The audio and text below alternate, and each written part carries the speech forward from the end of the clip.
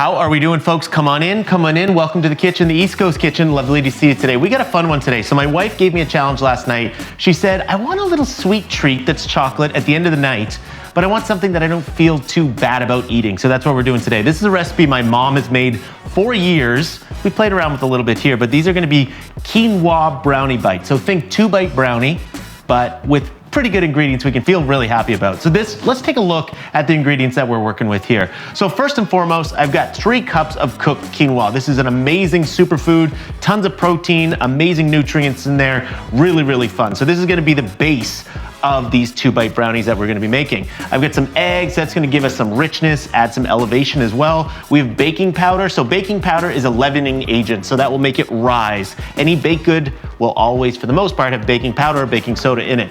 We got a little bit of sugar. I've got about a cup. This is gonna make quite a lot of these 2-bite brownies. So per brownie, that's really not gonna be that much. You can cut it down if you like. I got some chocolate chips. I got some cocoa. So again, that chocolatey flavor that we're looking for, that's gonna come from the cocoa powder. I got a little bit of canola oil, around 4 tablespoons. So that's gonna give us the fat that we do need in this cooking process.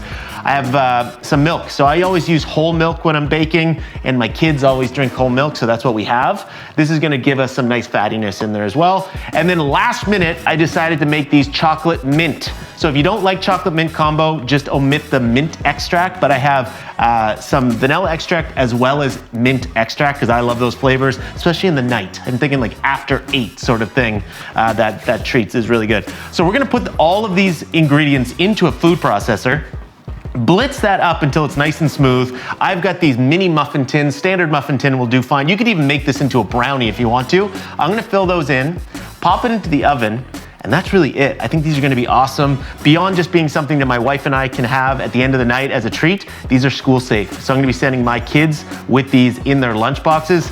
That's just a double threat right there. So let's get cooking, super easy, let's do this. So making this is super easy. Into the bowl of a food processor, you're gonna add in 3 cups of cooked quinoa, 1 cup of sugar, 1 cup of cocoa, 4 tablespoons of canola oil, 2 teaspoons of baking powder, 4 eggs, 1.5 teaspoons of vanilla, half a cup of milk, 1.5 teaspoons of mint extract, and a half cup of chocolate chips.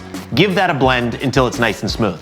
Okay, so that's all blitzed up. It smells incredible. I love mint chocolate. If you're not a mint chocolate fan, that is fine, but if you are, this is amazing. So this is the consistency you're looking for there. You want it runny, but not too runny. It's almost like a cake batter. If it is a little bit too dry, you might want to add in maybe another egg, maybe another splash of milk. If it's a little bit too wet, maybe some more quinoa, a little bit more cocoa. But you want it to be that cake batter style runny. So I've got this silicone mold. I use a Trudeau brand. This is not branded, but that's the one I tend to use. Silicone mold just makes it easier for them to pop out. So I'm just gonna take a scoopful of using a spoon, a scoop, and I'm just gonna pop that into the muffin mold. I'll fill it up about 3/4 of the way. It will rise up a little bit. I want it like that perfect size of a 2-bite brownie. So it's just like pop it in your mouth, off to the races. These are gonna be perfect for that lunchbox, for kids, or even just when that chocolate craving hits at nighttime. When the munchies are there, you can just keep them at bay with one of these cute little 2-bite brownies. Ooh, baby, these are looking great. Okay, so I set the oven to 350, that was 18 minutes, they're looking perfect. So what you wanna do is, I have a toothpick here, I'm just gonna put the toothpick down into the center of these little brownie bites and pull it out. It should come out relatively clean. I don't want it too clean because I kind of want these to be fudgy. I'm gonna let them sit in the pan for about 5 to 10 minutes, just to allow them cool a little bit. It'll make the edges crust up a little bit. Then I'll let them cool fully on a bake sheet. Then I'm gonna dive in. These smell amazing. I'm going to get another batch in the oven as well. I think this will probably make close to 48 of these little guys, which is great. They'll freeze amazingly. I'm excited to taste these. I'll let you know how they taste momentarily. All right, I'm super excited about these. They're chocolatey, they're minty, but they're not too minty. If you're not a huge mint fan, I still think you will like these. Brad, who's on the camera, is not a mint fan and he still likes these. Great texture, you get some of that crumbly bit from the quinoa.